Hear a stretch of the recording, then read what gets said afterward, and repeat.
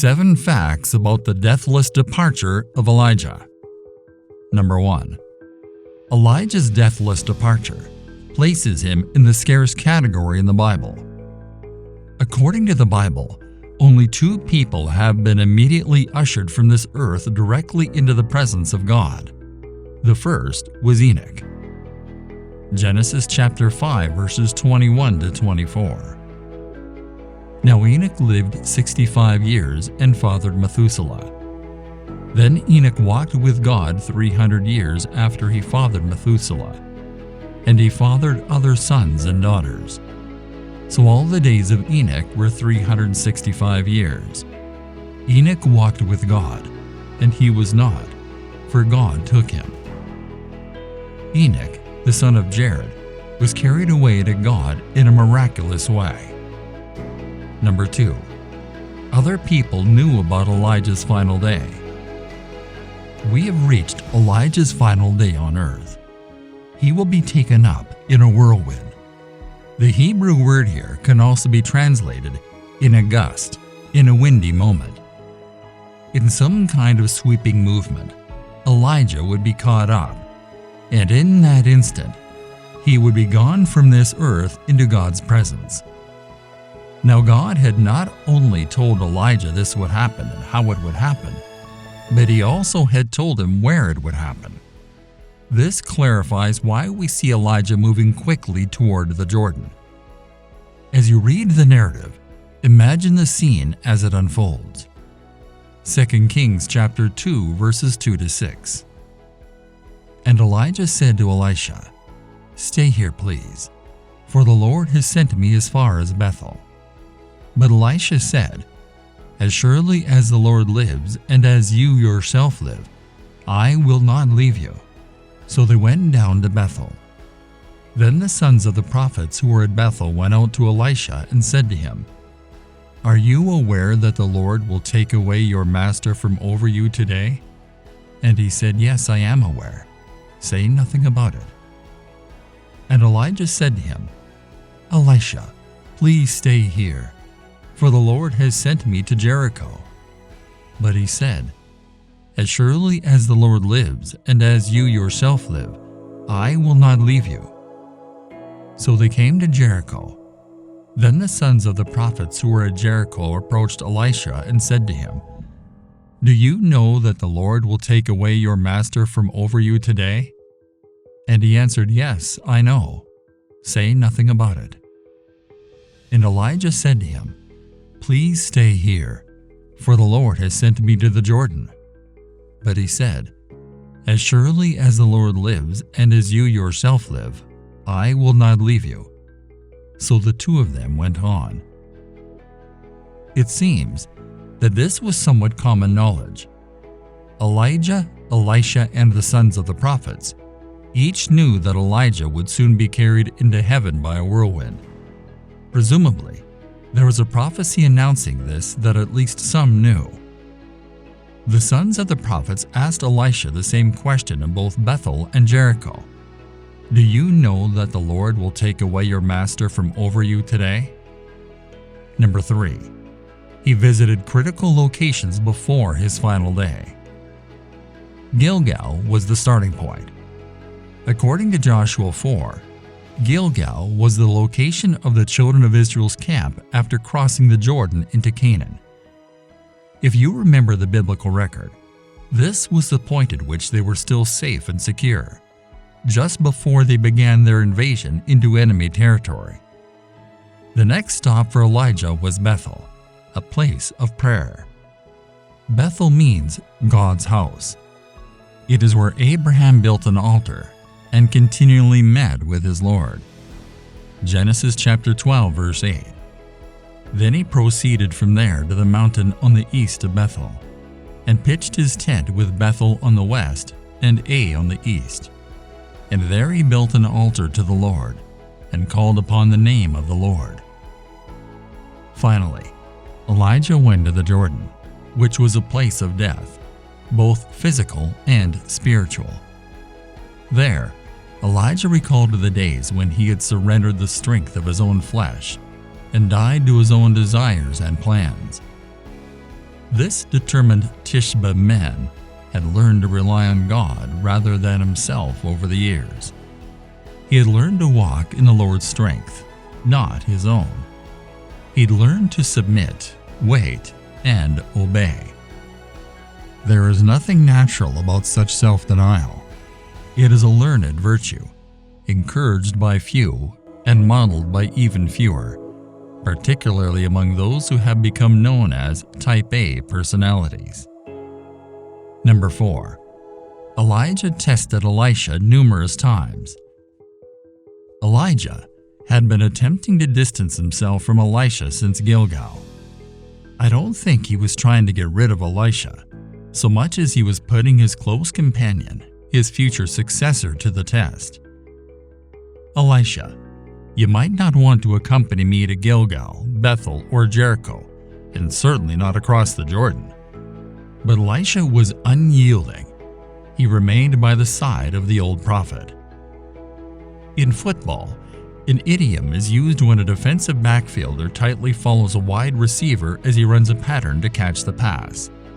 We call a defensive back in his shirt if he stays on the receiver the entire time. The defensive player remains so close that the offensive receiver shakes his head and murmurs, "The guy was in my shirt." That is to say, he was glued to me. I couldn't get him to move. He was there from beginning to end. That's Elisha. 2 Kings chapter 2 verse 6. And Elijah said to him, "Please stay here, for the Lord has sent me to the Jordan." But he said, "As surely as the Lord lives and as you yourself live, I will not leave you." So the two of them went on. There was a sense that Elijah was testing the dedication of Elisha. This was due to the fact that it was known that Elijah would soon depart for heaven in an unusual manner. Elisha, therefore, wished to stay as close to his mentor as possible. In our lives, we all need some Elishas. They give us courage, and they are indeed rare breeds. We consider them close friends. It is their responsibility to be there for us, with us, and available to us, to listen, to help, to soften the blow of our critics, to pray with us, to stay in our corner, to offer us both encouragement and objectivity. The scene abruptly changed when the two men came to a halt at the Jordan. Number 5. He performed a great miracle on his final day. We now come to the miraculous event. 2 Kings chapter 2 verses 7 to 10. Now 50 men of the sons of the prophets went and stood opposite them at a distance, while the two of them stood by the Jordan. And Elijah took his coat, folded it, and struck the waters, and they were divided here and there, so that the two of them crossed over on dry ground.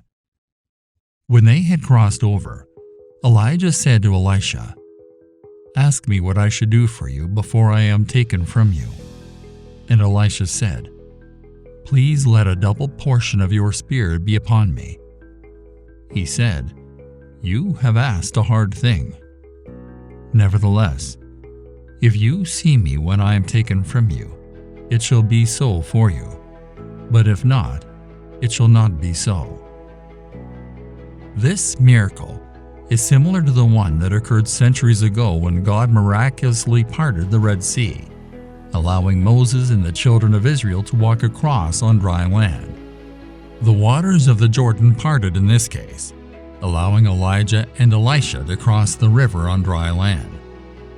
Then Elijah turns to his friend and asks, "What can I do for you before I go, before the Lord takes me from this earth?" Take note of Elisha's immediate request. This is a man who has big ideas and isn't afraid to share them. "Elijah, you've performed some amazing miracles in your life," he says. "But I'd like a double dose of your spirit so I can have twice the power." What an incredible request. Don't be afraid to ask God big things. "I want to give you a lot, you know," he says. "Request it. However, far too many Christians have a very limited mindset. We'd be wise to take a lesson in vision from Elijah's faithful companion. Even Elijah, with all the great things he's asked of God, remember, this is the man who summoned fire from heaven, is surprised here. That's a difficult one, he admits to Elisha. However, if you see me when I'm taken from you, then whatever you ask for will be yours. It will not be if you do not. You can bet Elisha was determined at the time not to let Elijah out of his sight. But he didn't have much time to sit and watch. It happened without further ado. Number 6. He was taken by a chariot of fire. 2 Kings chapter 2 verse 11. And as they were walking along and talking, behold, a chariot of fire appeared with horses of fire, and they separated the two of them. Then Elijah went up by a whirlwind to heaven. The two close friends were just walking and talking together at the time. Elijah wasn't preaching or prophesying at that time. It must have been an incredible experience. According to the Bible, Elijah went up to heaven in a whirlwind after a chariot of fire and horses of fire appeared. Just like that, he was up to heaven in a whirlwind in an instant. When Elisha saw the chariots, he exclaimed in amazement and awe. His heart had to be pounding in his throat. His adrenaline must have skyrocketed. Then there's a whoosh. The whirlwind blew hard against Elijah's robe, hair, and beard, and he was gone. Amazing moment. Number 7. He passed his mantle to Elisha. 2 Kings chapter 2 verses 12 to 15. And Elisha was watching it, and he was crying out, my father, the chariot of Israel and its horsemen. And he did not see Elijah again. Then he took hold of his own clothes and tore them in 2 pieces. He also took up the coat of Elijah that had fallen from him, and he went back and stood by the bank of the Jordan. Then he took the coat of Elijah that had fallen from him and struck the waters and said, where is the Lord, the God of Elijah? And when he also had struck the waters, they were divided here and there, and Elisha crossed over.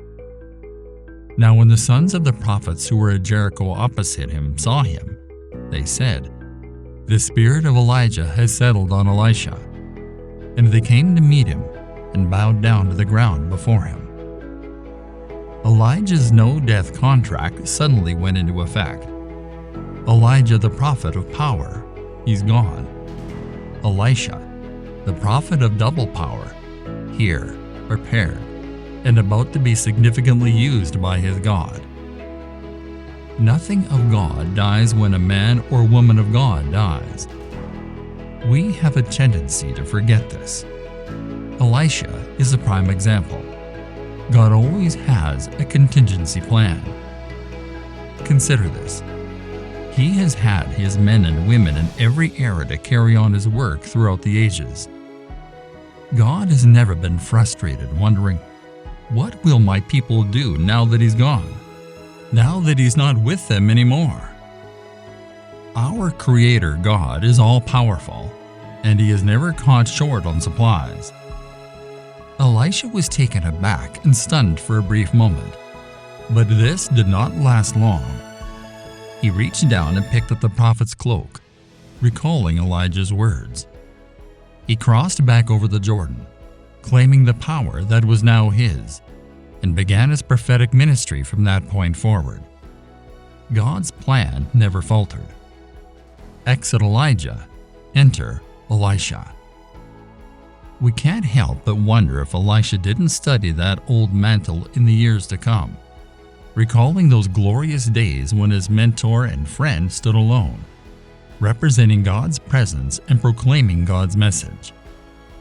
The memory of the older Elijah, a man of heroism and humility, strengthened the younger Elisha, whom God destined to use even more powerfully.